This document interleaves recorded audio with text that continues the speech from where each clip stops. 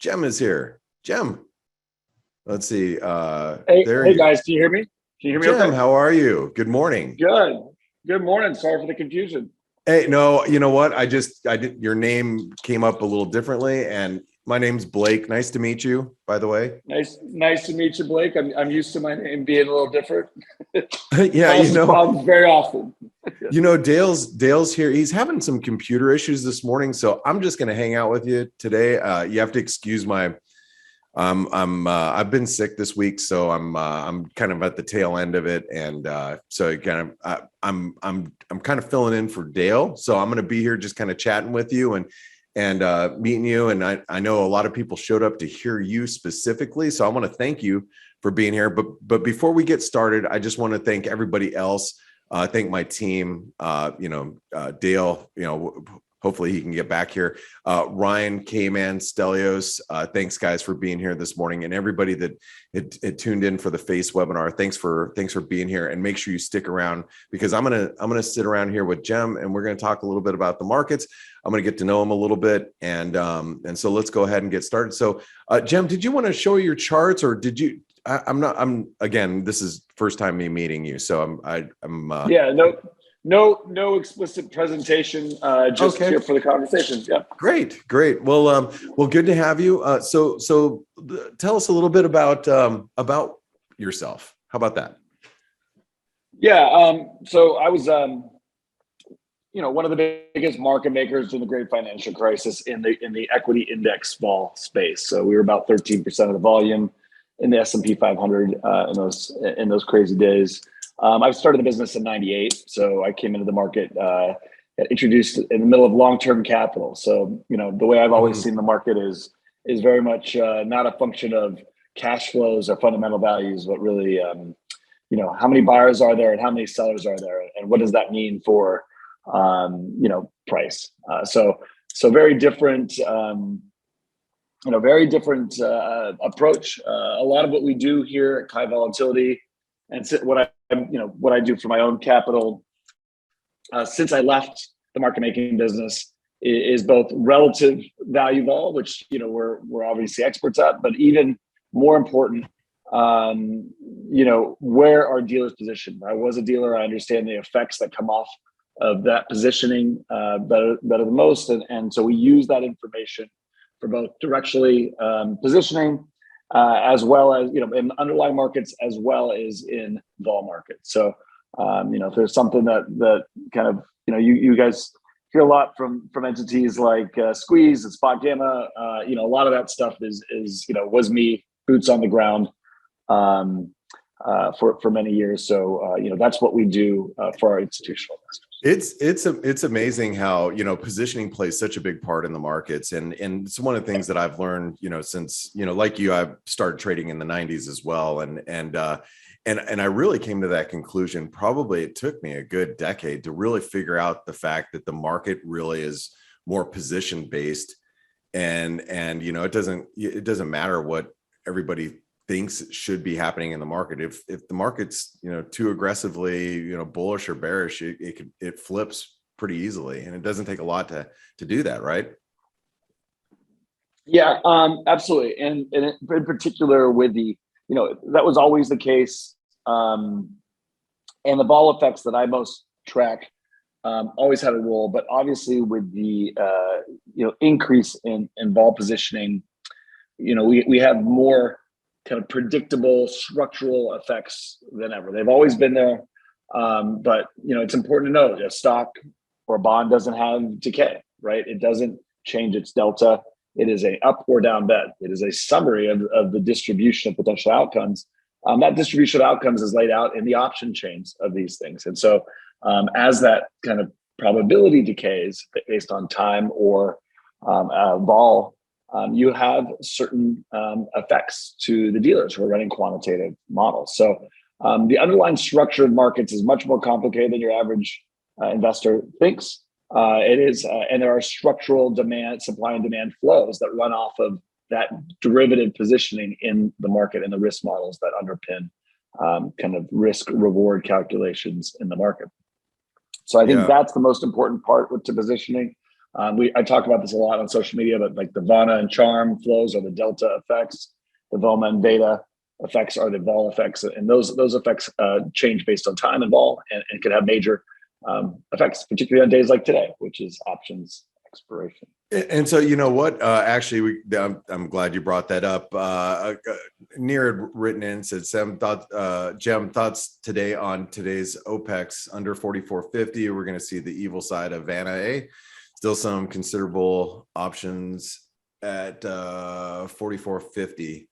So just, you know, a couple people are asking some questions about Opex today. You have any opinions there on the S&P? Yeah, so a couple things. Friday into Monday of Opex historically, and for good reason, into the open, it's the AM print, because these prints are AM for the majority of the volume, tends to be supportive into the open. After the open, you tend to get stress if and when you are going to get stress. So kind of things to look for, you know, after the open. You know, first of all, don't be surprised by a little V up on the open. That is essentially the charm and VANA effects of the expiring contract disappearing. After that, if you see a slow in momentum, you know, time to be very cautious. I preach very, you know, regularly. My followers will know, kind of be water, right? Like the way to be successful in this business is not to be dogmatic and to have some big opinion on up or down, as much as everybody wants that. The reality is to play your edge. And the reality is this, you know, this Friday into Monday is, has a tail on it. That said, the market is very, very obviously oversold by every measure. There is a lot of stress. There's a lot of things that you see as you start to get towards the bottom. But trying to catch that bottom, trying to catch that knife on a Friday of Opex is a fool's errand. So you want to be looking for opportunities into a stressful close, particularly into a Monday open that's stressful. Those are good spots to pick a bottom. It's not to say we can't turn today, but the risk adjusted returns aren't as high. Definitely would be looking for a late Friday entree if you're going to try and get long. Making sure that the tails are not an issue. Pair with that the fact that we have the Fed coming on Wednesday, right? Huge Fed decision. It's going to keep buyers and sellers, right, in their hands in their pocket. So any big push, if there's stress to the downside, there's just not enough liquidity. Got to watch the downside today into Monday morning. If that comes off the table, you got to be bullish, right? This is obviously oversold on a short-term basis in the context of a very, structurally kind of set of bearish developments. So, you got to be looking for that opportunity for that counter trend rally if and when.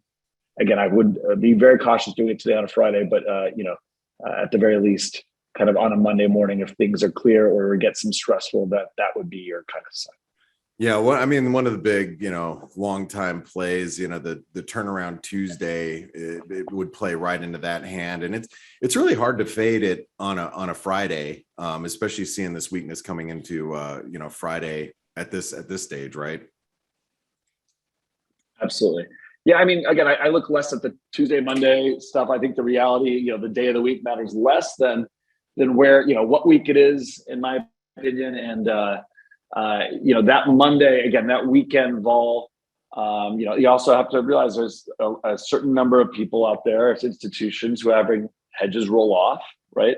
Mm-hmm. Those hedges, when they roll off, leave people kind of swimming naked potentially. So, that is a recipe for increased risk in this, specific, call it 24 to 36 hour trading window. And so time to be, not a hero, and really kind of be water, look for small opportunities, take your edge. It should be pretty volatile, I think, in the next 24, 36 hours.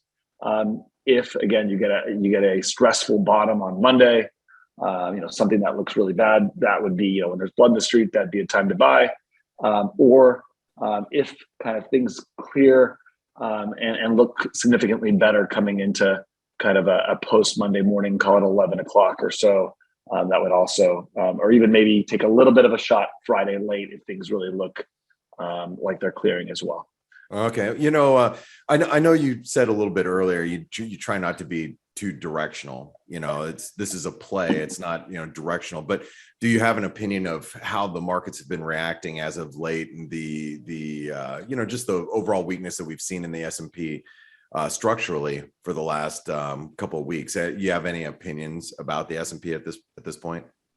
Yeah. So some big opinions. Actually, I've been pretty vocal that the Fed is in a box for the first time in 40 years. Right. This is we're in a macro problematic scenario.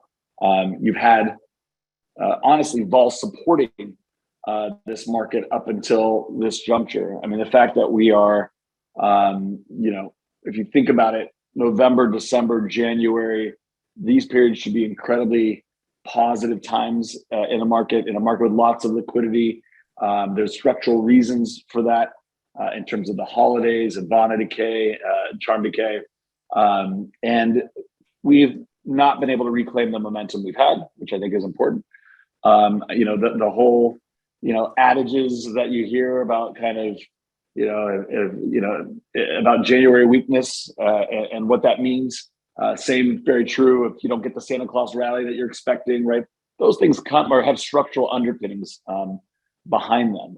The reason that is true is because those should be very positive periods based on structural vol dynamics and other flow dynamics, especially in a big up year like we had. There's a lot of equity, being repurchased at the beginning of the year. That gets front run at the end of the year. There's a lot of, again, vol decay. All those things mean we should be up. We should have been up more during that period. So not getting that push is bearish structurally, and rates. Obviously, the Fed being asked to contend with inflation when they ultimately don't have control over inflation. I can get into my macro view there, but long-winded thing.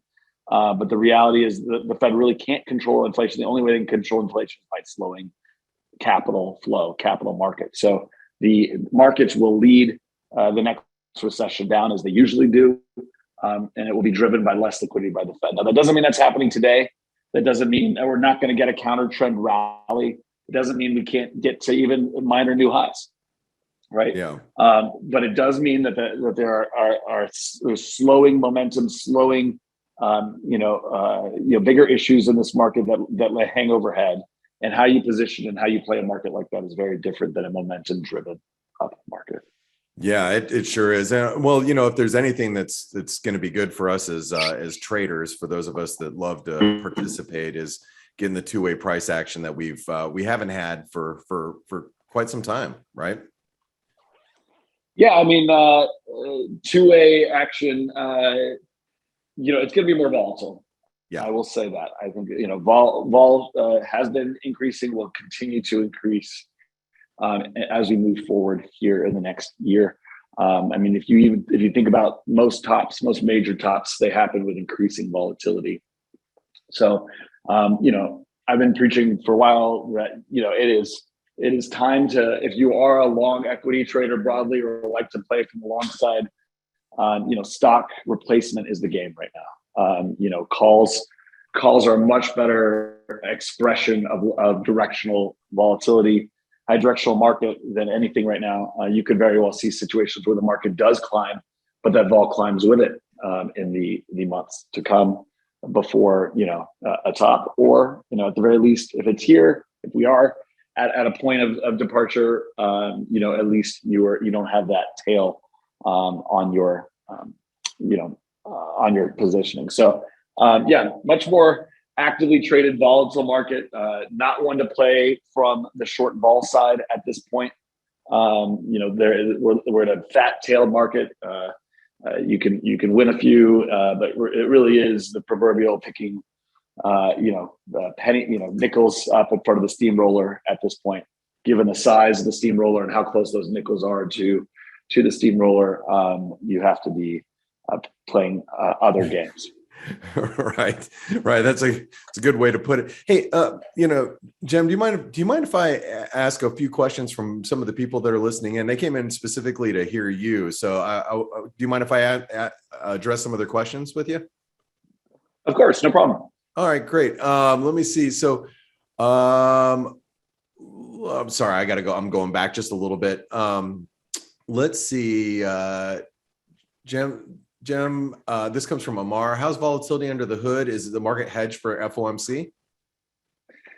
The market actually is relatively well hedged for FOMC.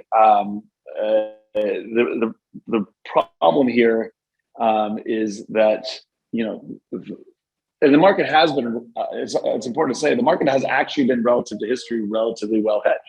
That's part of why the action has been relatively contained, despite the massive current that we've seen. Obviously, a lot of stocks topped in February, right? You have more than 35, I think it's now 40% of the NASDAQ is below its 200-day. Actually, the NASDAQ itself is on those 200 days. I guess. So we get more than 50%. So we're at a situation where the S&P relative to everything else has been well contained. Vol has played a supportive role. It's the structural flows, the bond market, the rotation and the stress, in tech and duration, that is really driving this. And so it's a relative, as vol itself kind of starts to break, and that really just takes a big enough move eventually and time. As those things happen, you could get what something that looks a lot uglier. But if you don't get it, and people continue to be, even better and better prepared or overhedge, right, then you'll get a rally back that might be big. So my point, I guess, is currently things are relatively under control, but watch macro. Watch rates. That's really what your tip off. It's not the vol as much.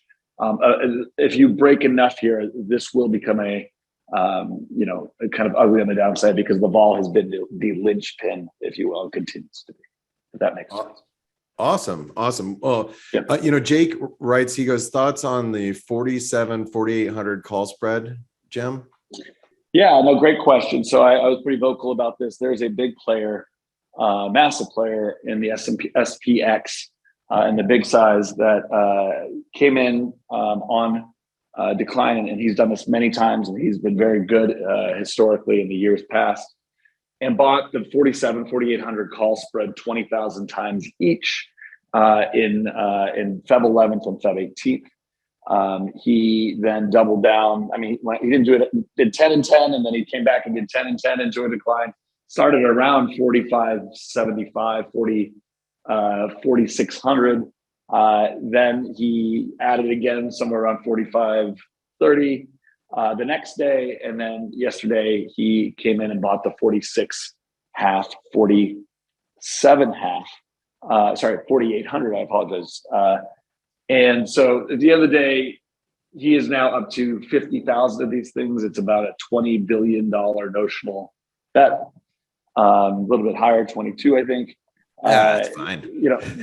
So right. So these things have reflexive effects. So, if you get going, it would be something that could very well pull you up to kind of that 4,800 area. Basically the dealers on the street are massively long the 800s. They're short the 4,700. So, they get short gamma into that 4,700 area and long gamma into that 4,800 area. So, it could be one of those things that pins the market if we get back up to that 4,800 area and provides resistance. He'll also have a lot to monetize if we get up to 40, if we got a real rally back. So those are things that can help you in your positioning and determining how to play if we were to get a rally. It could also, like I said, provide convexity to the market into a rally back that could take, if you get above 4,600, these things could really, or 4,575, these things could really run up. He likes to do it before the Fed. This is something, that he's definitely thoughtful and mindful that Fed meetings tend to be kind of positive events. The Fed has every reason to try and calm the market historically. Yeah. But we'll see. Again, just another kind of piece of the puzzle. Right. Okay. Well, hey, Jim, I just want to say I really appreciate your time here with the community here at ForexAnalytix. One last question, if you don't mind. Mm-hmm.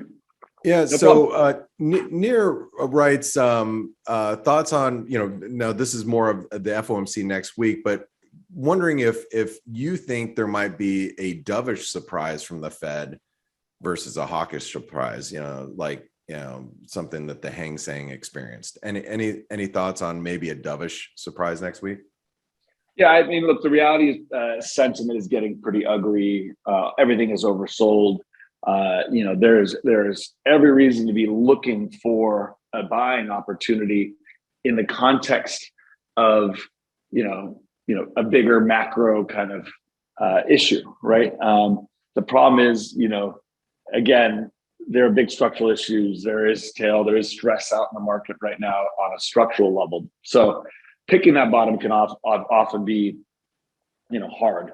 My view is that the market is looking for an excuse to rally.